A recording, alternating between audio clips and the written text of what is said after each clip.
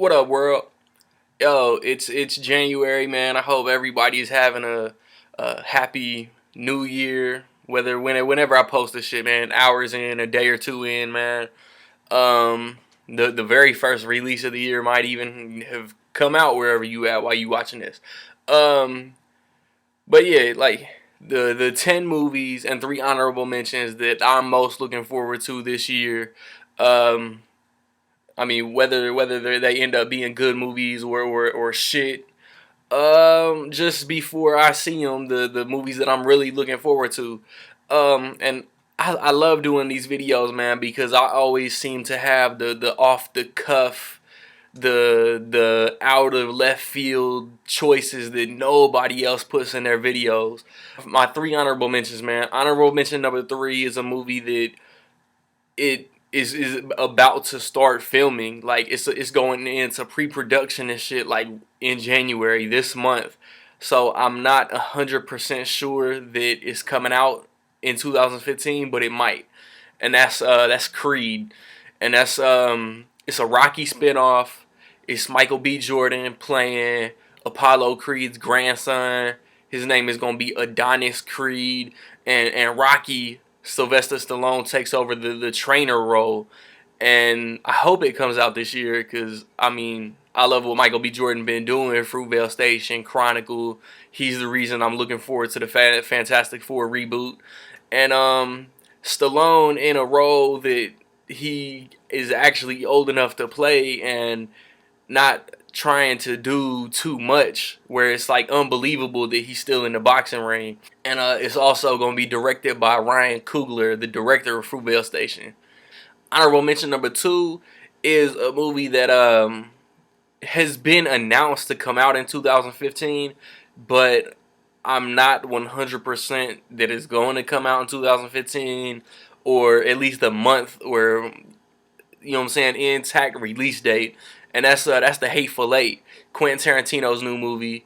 Tarantino has not made a bad movie. Say what you will about Jackie Brown. Say what you will about Death Proof. I like them both. As I said, Quentin Tarantino has not made a bad movie. Um, and I'm not 100% sure the cast for this. I know Kurt Russell is in it. I know Bruce Dern is in it. Samuel L. Jackson, and it's another spaghetti western. Like he enjoyed making Django Unchained so much that he wanted to do a similar type of movie, which it's not gonna be similar at all, but it's gonna be great. And as Django was my favorite movie of 2012, I wouldn't be surprised if this is my favorite movie of 2015. Honorable mention number one is Mission Impossible 5. Um, yo, like I love the whole series. I think Mission Impossible is highly underrated. I think two catches a bad rep. I think three is underrated, and Ghost Protocol, man, like one of the coolest thing I've ever seen in a movie is Tom Cruise climbing that tower in Dubai, man. He literally did that shit, the tallest building in the world, and I mean it was crazy. I think Jeremy Renner's coming back. I'm not sure. Simon Pegg is coming back. I wish Paula Patton would come back for real. I'm not sure who's playing the villain. I'm pretty sure it's directed by the same director that did Jack Reacher, which I thought was cool. I'm curious who the villain is and the story and all that shit. I know it comes out in December. And it does have a concrete date. At number 10, my 10th most anticipated movie of 2015 is Entourage. Um, the trailer just came out a few days ago. I'm a fan of the show. I mean, all the characters crack me up, man. Vinny, E, Drama, Turtle, Ari. And there's gonna be cameos out the ass. Billy Bob Thornton is in it. Haley Joel Osment is in it, as well as like Emmanuel Chikiri. I think Constance Zimmer is coming back. Rex Lee is coming back. You know what I'm saying? It's directed by the creator of the show, and I think I read that it takes place like 6 months after the finale, which is cool because honestly, I think it's been too long since the show went off for the movie to be coming out. Like they should have done this shit like 2 years ago. but money, contracts, and budget and all that shit. And man, I really can't wait to see what happens with these characters. Number 9, I got Straight Outta Compton. If you guys regularly follow my channel, man, y'all know I'm a hip hop head. Y'all know I love rap music.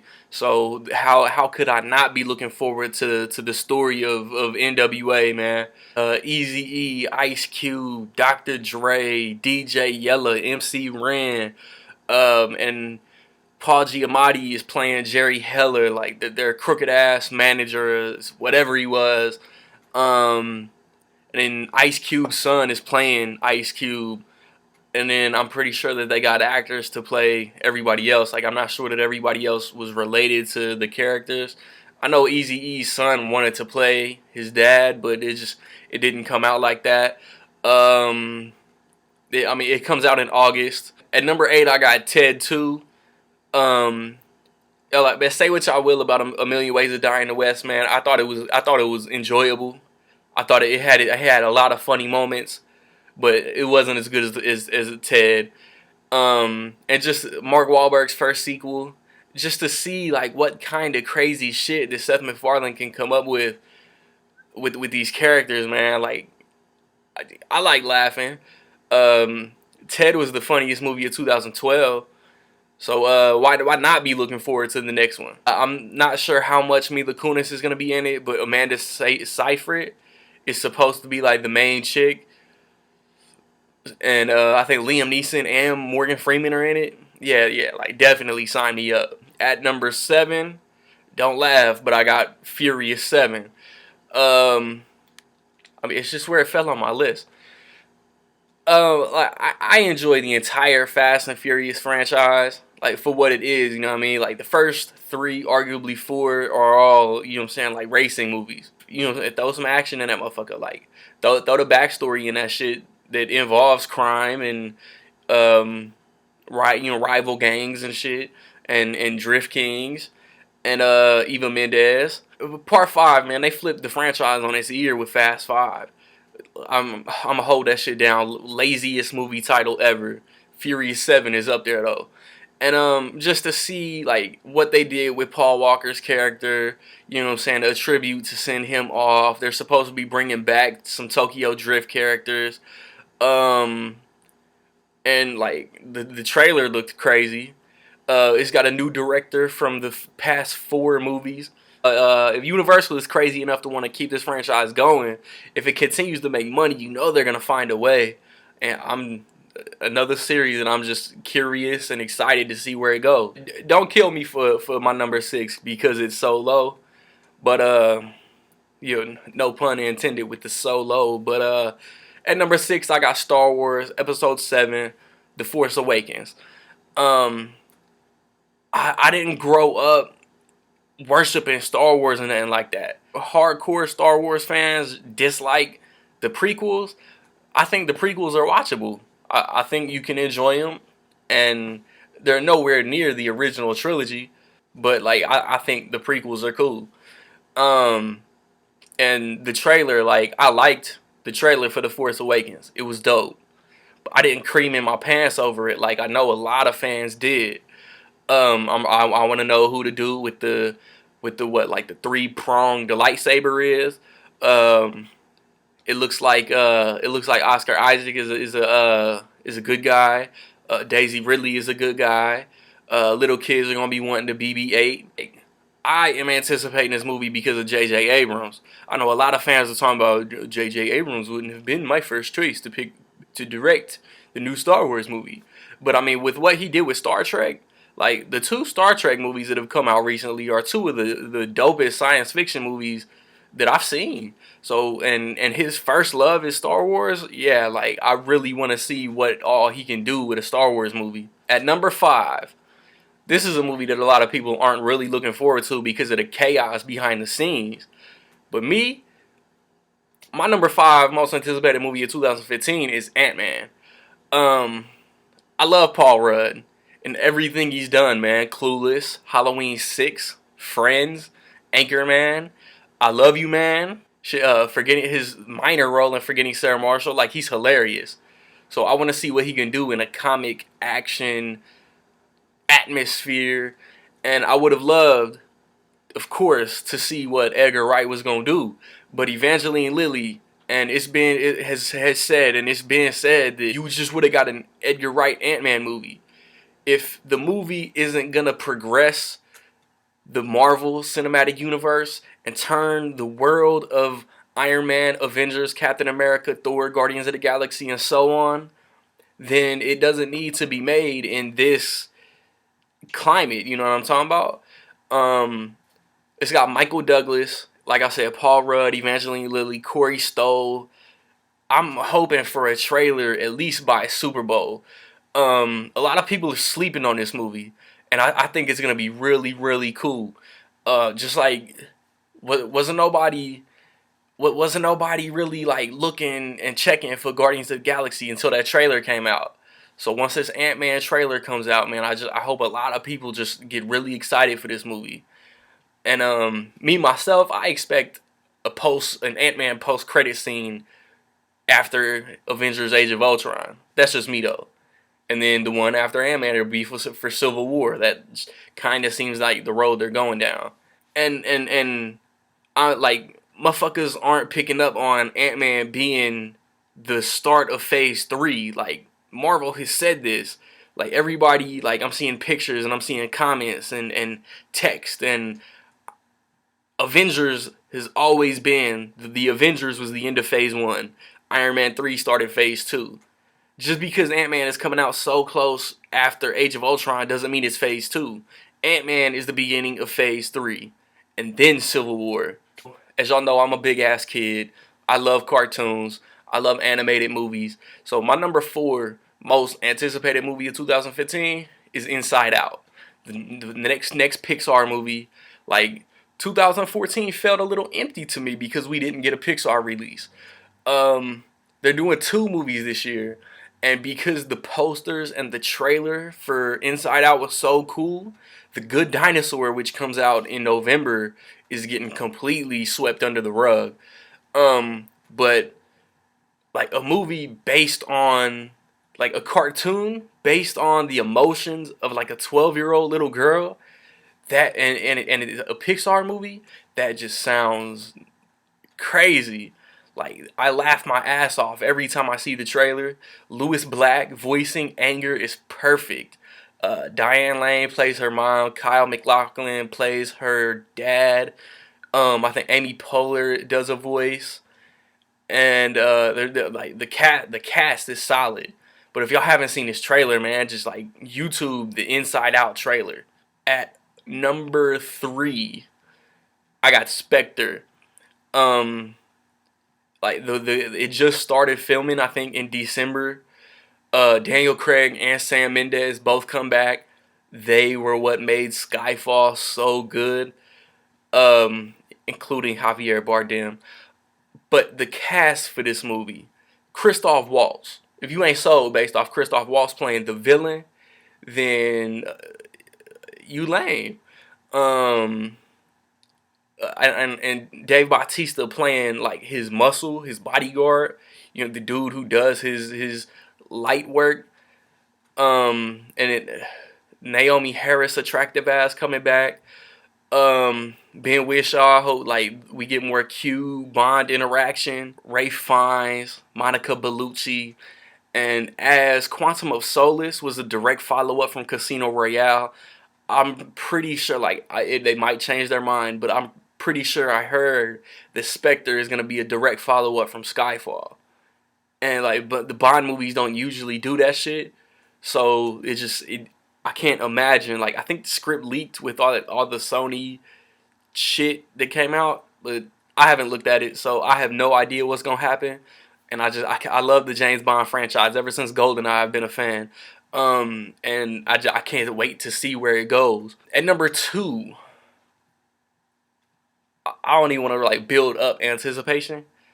Cause like there's like 2 huge movies I haven't said anything about. So I'm like, I wish I could be in y'all seat, cause I would be like, okay, this is what he's got at 2. This is what he's got at 1. But at number 2, I got Jurassic World. Like the park becomes open to the public. The like Jurassic the vision has been achieved for Jurassic Park, but now it's called Jurassic World.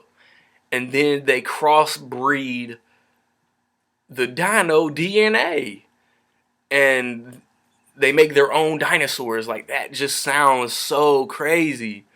And then they fed a fucking shark to the underwater dinosaur, like it was just like the goat from the first movie, motherfucker. Shit, you could tell that Chris Pratt is playing his character different from how he portrayed Star Lord.